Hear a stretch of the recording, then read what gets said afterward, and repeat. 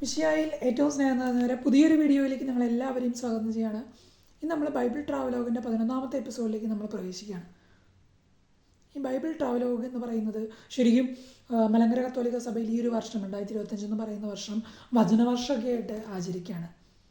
Bible വായിക്കാൻ താല്പര്യമുള്ളവർ അല്ലെങ്കിൽ ഈശോയുടെ ഏറ്റവും സ്നേഹത്തോടെ ജീവിക്കാൻ ആഗ്രഹിക്കുന്നവരൊക്കെ ഉൽപ്പത്തി മുതൽ വെളിപാട് വരെ അങ്ങനെ വായിച്ചുകൊണ്ടിരിക്കുന്ന സമയമാണ്. എൻ്റെ ഒരു ബൈബിൾ ട്രാവലോഗും ഉൽപ്പത്തി മുതൽ വെളിപാട് വരെ, ഏദൻ തോട്ടം മുതൽ പുതിയ പറുദീസ വരെ ഈശോയുടെ കൂടെയുള്ള ഒരു യാത്രയായിരിക്കും. ആ യാത്രയുടെ 11ാമത്തെ എപ്പിസോഡിലേക്ക് കടക്കുകയാണ്. ഇതുവരെ എൻ്റെ കൂടെ യാത്ര ചെയ്യുന്ന ഓരോരുത്തർക്കും ഹൃദയത്തിൻ്റെ ഭാഷയിൽ നന്ദി പറഞ്ഞ് അവർക്ക് വേണ്ടി പ്രാർത്ഥിക്കുകയും ചെയ്യും. ഇപ്പോൾ ഇവിടെ വരെ ഇന്ന് നമ്മൾ വന്ന് എത്തി നിൽക്കുന്നത് മരുഭൂമിയിലാണ്, സീനായ മരുഭൂമിയിലാണ്. മോശയുടെ കൂടെ നമ്മളിങ്ങനെ യാത്ര ചെയ്തുകൊണ്ടിരിക്കുക. കഴിഞ്ഞ എപ്പിസോഡിൽ നമ്മൾ കണ്ടു മോശ വെള്ളത്തിന്മേൽ അടിക്കുന്നതും വെള്ളം വരുന്നതും അങ്ങനത്തെ കാര്യങ്ങളൊക്കെയാണ് നമ്മൾ കണ്ടത്. അവിടെ വെച്ചിട്ട് വേറൊരു സംഭവം കൂടി നടന്നു. ഇപ്പോൾ ഇവിടെ വരെ സീനായ് മലയുടെ മുകളിലേക്ക് മോശ കയറി ചെല്ലണം. അവിടെ വെച്ചിട്ടാണ് ദൈവം 10 കൽപ്പനകളടങ്ങുന്ന കൽപ്പലകയൊക്കെ നൽകുന്നത്. അപ്പോൾ 40 രാവും 40 പകലും അവിടെ ഉപവസിച്ചിട്ട് മോശ നിൽക്കുകയാണ്.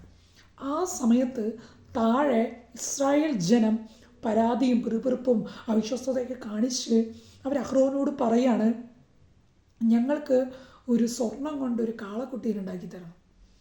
എന്നിട്ട് ഞങ്ങൾക്ക് പറയണം, ആ കാളക്കുട്ടിയാണ് ഞങ്ങളെ ഇങ്ങോട്ട് കൊണ്ടുവന്നത്, ഈ അടിമത്തിൽ ഞങ്ങളെ വിമോചിപ്പിച്ചതെന്നൊക്കെ പറഞ്ഞ് അഹ്റോന് വേറെ വഴിയില്ലാത്തത് കൊണ്ട് കാരണം അവർ എല്ലാവരും കൂടെ ഇങ്ങനെ പറഞ്ഞ് ഇങ്ങനെ ആ അഹ്റോനെ കൊണ്ട് അത് ഉണ്ടാക്കിപ്പിക്കുകയാണ് ചെയ്യുന്നത്. പ്രിയപ്പെട്ടവരെ, അങ്ങനെ സ്വർണം കൊണ്ട് ഒരു കാളക്കുട്ടീനെ ഉണ്ടാക്കുകയാണ്. അവരെല്ലാവരും ആ കാളക്കുട്ടിയെ ആരാധിക്കുകയാണ്. പ്രിയപ്പെട്ടവരെ, വളരെ വേദനാജനകമായിട്ടുള്ള ഒരു നിമിഷങ്ങളിലൂടെയാണ് കടന്നു പോകുന്നത്. പ്രിയപ്പെട്ടവരെ, നമുക്ക് നേരെ മത്തായി സുവിശേഷത്തിലേക്ക് വരാം.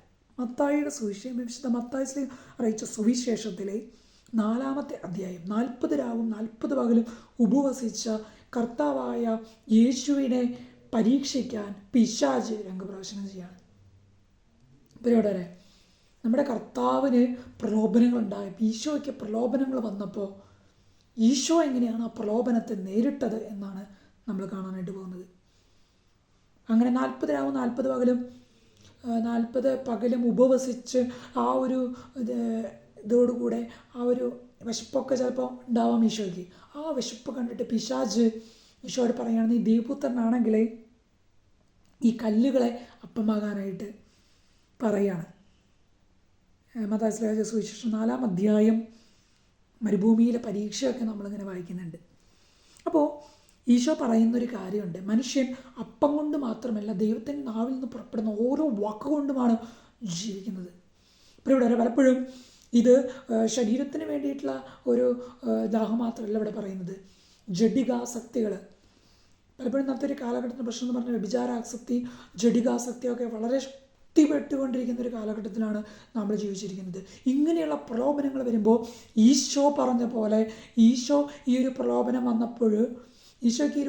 വന്നപ്പോൾ ഈശോ പറയാണ്, പിശാചിനോട് പറയാണ്, മനുഷ്യൻ ജീവിക്കുന്നത് അപ്പം കൊണ്ട് മാത്രമല്ല ദൈവത്തിൻ്റെ നാവിൽ നിന്ന് പുറപ്പെടുന്ന ഓരോ വാക്കുകൊണ്ടുമാണ് ജീവിക്കുന്നത്. ഇപ്പോൾ ഇവിടെ നമുക്കുണ്ടാവുന്ന കൊതി, അതുപോലെ തന്നെ ജഡികാസക്തി, മോഹം, അങ്ങനെയുള്ള ശരീരത്തിൻ്റെ ആസക്തികൾ നമ്മൾ തോൽപ്പിക്കേണ്ടത് ദൈവത്തിൻ്റെ വചനം പറഞ്ഞുകൊണ്ടാണെന്ന് ഇവിടെ ഈശോ നമ്മളെ പഠിപ്പിക്കുകയാണ്. പ്രിയപ്പെട്ടവരെ, 2ാമത്തെ പ്രലോഭനം ഈശോയ്ക്ക് ഉണ്ടായെന്ന് പറഞ്ഞു കഴിഞ്ഞാൽ വലിയ ആ ഒരു വിശുദ്ധ നഗരത്തിൻ്റെ മുകളിലേക്ക് കൊണ്ടുപോയി നിർത്തിയിട്ട് പിശാച് പറയാണ്, ഇവിടെ താഴേക്ക് ചാടുക.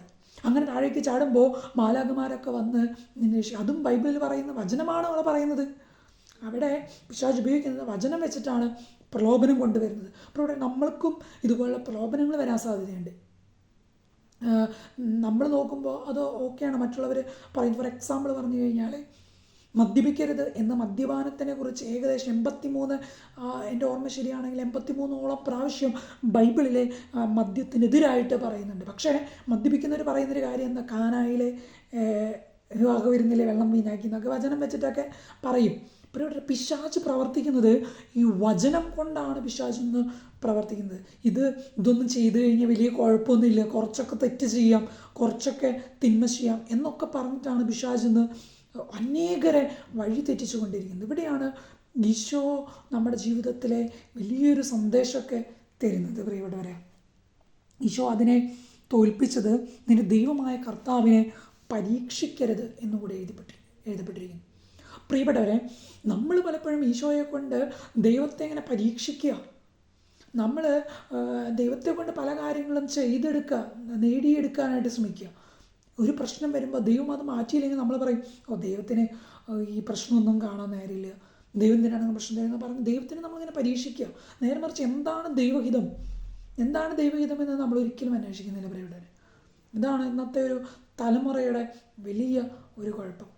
പ്രിയപ്പെട്ടവരെ, മൂന്നാമത്തെ ഒരു പ്രലോഭനം എന്ന് പറയുന്നത് ഒരു വലിയ മലയുടെ മുകളിലേക്ക് കൊണ്ടുപോയിട്ട് ലോകത്തിലെ എല്ലാ രാജ്യങ്ങളും അവയുടെ മഹത്വവും അവനെ കാണിച്ചുകൊണ്ട് പറഞ്ഞു, സാഷ്ടാംഗം പിശാചിനെ പ്രണമിച്ച് ആരാധിച്ചാൽ ഇവയെല്ലാം നിനക്ക് തരുമെന്ന് പറയണം. അപ്പോൾ ഈശോ സാത്താനോട് കൽപ്പിച്ചു, സാത്താനെ ദൂരെ പോവുക, അതിനാൽ ദൈവമായ കർത്താവിനെ ആരാധിക്കണം, അവിടുത്തെ മാത്രമേ പൂജിക്കാവൂ. പ്രിയപ്പെട്ടവരെ, ഇതിനകത്ത് വലിയ ഒരു രഹസ്യം ഒളിഞ്ഞു കിടപ്പുണ്ട്. പണ്ട് ആ സീനായ മലയിൽ വെച്ചിട്ട് ആ ഇസ്രായേൽക്കാരെ കാളക്കുട്ടിയെ ഉണ്ടാക്കി. ഇവിടെ ഈശോയോട് പറയാണ്, ഇതെല്ലാം ഈ പിശാചിനെ ആരാധിച്ച് ഇവയെല്ലാം തരാം എന്ന് പറഞ്ഞാൽ, പ്രിയപ്പെട്ടവരെ, ഇന്നത്തെ ഒരു കാലഘട്ടത്തിൻ്റെ പ്രശ്നം എന്ന് പറഞ്ഞു കഴിഞ്ഞാൽ, നമ്മൾ അറിയപ്പെടാൻ ഈ പണവും പ്രശസ്തിയും ഒക്കെ, എൻ്റെ 4 പേര് അറിയണം എന്ന് പറഞ്ഞ് പണത്തിൻ്റെ പിന്നാലെ പോകുന്ന, പ്രശസ്തിക്ക് പിന്നാലെ പോകുന്നവർ, അവരെല്ലാവരും ഉണ്ടാക്കിക്കൊണ്ടിരിക്കുന്നത് സ്വർണത്തിൻ്റെ കാളക്കുട്ടിയാണ് ഉണ്ടാക്കിക്കൊണ്ടിരിക്കുന്നത്. അതിനെയാണ് ആരാധിച്ചുകൊണ്ടിരിക്കുന്നത്. ഇപ്പോൾ ഇവിടെ ഫേസ്ബുക്കിലും ഇൻസ്റ്റഗ്രാമിലൊക്കെ പോസ്റ്റ് ഇട്ട് ബാക്കിയുള്ളവരെ ലക്ഷങ്ങൾ കാണാൻ വേണ്ടിയിട്ട്, എന്നെ കാണണം, എന്നെ 4 പേര് കാണണം, നമ്മളെ തന്നെ സ്നേഹിച്ചുകൊണ്ടിരിക്കുക. ദൈവത്തെയൊക്കെ മറന്നിട്ട് ഇന്ന് നമ്മളെ തന്നെ നമ്മൾ ആരാധിച്ചുകൊണ്ടിരിക്കുക. ഇവിടെ പിശാചിനെയാണ് നമ്മൾ ആരാധിച്ചുകൊണ്ടിരിക്കുന്നത്. നമ്മൾ ഈ ഒരു വചനഭാഗത്തിലൂടെ നമ്മൾ കാണാണ്. പണവും പ്രശസ്തിയും ഒക്കെ ഉണ്ടായിക്കൊണ്ടിരിക്കുമ്പോൾ ദൈവത്തിൽ നിന്നുള്ള സ്നേഹമൊക്കെ അകന്ന് മെല്ലെ പണത്തിനെ സ്നേഹിക്കാൻ തുടങ്ങും, പ്രശസ്തിയെ സ്നേഹിക്കാൻ തുടങ്ങും. പിന്നെ അതുപോലെ തന്നെ നമ്മളെ തന്നെ സ്നേഹിക്കാൻ തുടങ്ങും. ഇന്നിപ്പോൾ ഇൻസ്റ്റഗ്രാമിൽ ഒരു ദിവസം റീലിട്ടില്ലെങ്കിൽ നമുക്കൊന്നും കിടന്നുറങ്ങാൻ പറ്റില്ല. കാരണം അത്രമാത്രം നമ്മൾ അധപ്പതിച്ചു, നമ്മളെ സ്നേഹിക്കാനായിട്ട് തുടങ്ങി. നമ്മളാകുന്ന കാളക്കുട്ടിയെ നമ്മളിങ്ങനെ ഉണ്ടാക്കിക്കൊണ്ട് ദൈവത്തെ മെല്ലെ മറന്നിട്ട് നമ്മൾ പോവാണ് പ്രിയപ്പെട്ടവരെ. എത്രയോ വലിയ അപകടത്തിലേക്കാണ് നമ്മൾ പോകുന്നത്, നമ്മൾ ചിന്തിക്കണം. അവിടെ ഇങ്ങനത്തെ പ്രലോഭനങ്ങൾ വരുന്ന സമയത്ത് ഈശോ അതിനെ നേരിട്ടത് വീണ്ടും മൂന്നാമത്തെ പ്രലോഭനമായിട്ട് വന്നപ്പോൾ ഈശോ സാത്താനോട് കൽപ്പിച്ചു, സാത്താനെ വിട്ട് ദൂരേക്ക് പോവുക എന്ന് പറഞ്ഞു. പ്രിയപ്പെട്ട പല പാപ പ്രലോഭനങ്ങളും നിന്നെ അലട്ടുന്നുണ്ടെങ്കിൽ നീ ചെയ്യേണ്ട ഒരു കാര്യം എന്ന് പറഞ്ഞാൽ സാത്താനെ ദൂരെ പോവുക എന്ന് പറഞ്ഞ് അതിനെ ശാസിക്കാനായിട്ട്, എന്നിട്ട് ദൈവത്തിൻ്റെ വചനം പറഞ്ഞ് റിപ്പീറ്റ് ചെയ്ത് പറഞ്ഞ ആ പാപത്തിനെ, പ്രലോഭനത്തെ പരാജയപ്പെടുത്തുന്നവരായിട്ട് നമുക്ക് മാറാനായിട്ട് നമുക്ക് സാധിക്കണം. അല്ലെങ്കിൽ അന്ന് ഇസ്രായേൽ ജനം സ്വർണം കൊണ്ട് കാളക്കുട്ടിയെ ഉണ്ടാക്കി ദൈവത്തിൽ നിന്ന് അകന്നുപോയി. അതിൻ്റെ ശിക്ഷ എന്താണ് പ്രിയപ്പെട്ടവരെ? അവർക്ക് കാനാൻ ദേശത്ത് ആ ജനത്തിന്, ആ ഒരു ജനറേഷനിലുള്ള 2 പേർക്ക് മാത്രമേ ആ ഒരു കാനാൻ ദേശത്തേക്ക് പ്രവേശിക്കാനായിട്ട് സാധിച്ചുള്ളൂ. ബാക്കിയുള്ളവർക്കൊന്നും കാനാൻ ദേശത്ത് പ്രവേശിക്കാൻ, അവരുടെ കുട്ടികൾക്കൊക്കെയാണ് കാനാൻ ദേശത്ത് പ്രവേശിക്കാൻ സാധിച്ചത്. പ്രിയപ്പെട്ടവരെ, നമ്മൾ കാനാൻ ദേശം ലക്ഷ്യമാക്കിയിട്ടുള്ള നമ്മുടെ ഈ യാത്രയിൽ നമ്മൾക്ക് ഈശോയുടെ കൂടെ നടക്കാനായിട്ട് സാധിക്കണമെങ്കിൽ ഈ കാളക്കുട്ടിയൊക്കെ എടുത്ത് കത്തിച്ച് കളയണമെന്ന് പറയില്ലേ, അതുപോലെ കത്തിച്ച് കളഞ്ഞിട്ട് ദൈവത്തെ സ്നേഹിക്കണം. ഫുൾ ടൈം സോഷ്യൽ മീഡിയയിലൊക്കെ അഡിക്ഷനൊക്കെ ആയിട്ട് പോകുന്നവരുണ്ടെങ്കിൽ ശ്രദ്ധിക്കുക, നിങ്ങൾ കാളക്കുട്ടി ഉണ്ടാക്കിക്കൊണ്ടിരിക്കുക. പ്രിയപ്പെട്ടവരെ, ദൈവത്തെ ആരാധിക്കാൻ 1-ാം പ്രമാണത്തെ അനുസരിച്ച് നിന്റെ ദൈവമായ കർത്താവിനെ ആരാധിക്കാൻ, അവിടുത്തെ മാത്രമേ പൂജിക്കാവൂ എന്ന 1-ാം പ്രമാണം നമുക്ക് മുന്നിലൊരു മുന്നറിയിപ്പ് പോലെ നിൽക്കുകയാണ്.